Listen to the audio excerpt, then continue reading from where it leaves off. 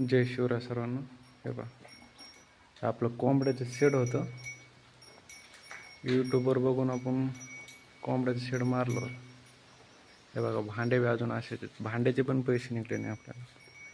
जे यूट्यूबवरून म्हणतात ना, कोंबड्याचं शेळी पालन, म्हैस पालन, दूध व्यवसाय, तसं बघून मी कोंबड्याचं केलं. बघा, ह्याचं काय 1 रुपयाचं पण परवडत नाही. तुम्हाला सांगतो मी, 1 रुपयाचं पण.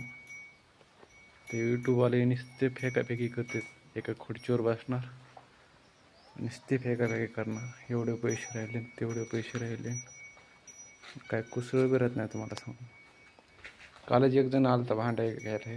काल इकलेत त्याला, आणि राहिलेले पण घेऊन जाणार आहे.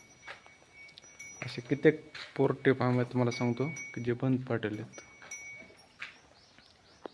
नवीन जे पोर उतरत आहेत. मी पण हा नवीनच होतो. यूट्यूबवरून बघितलं, वाटलं लय चोरच आहे. सांगायचे 1,00,000 उरले, 2 लाख उरले. करायला गेलो प्रत्यक्षात तर काही कुसळ बी उरून देत नाही व्यापारी लोक. म्हणजे ते उरतच नाही. तर सांगायचं तात्पर्य म्हणजे एवढा मोठा आहे. सिमेंटचे पत्र होते आपले, जाळी पीठ टाकाटक आहे.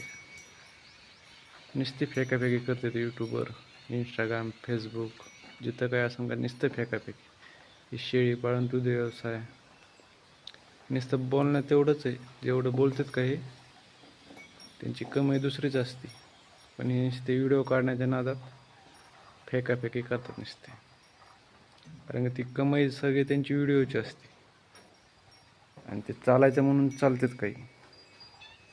आता नाव घेतलं तर लय जणत असे.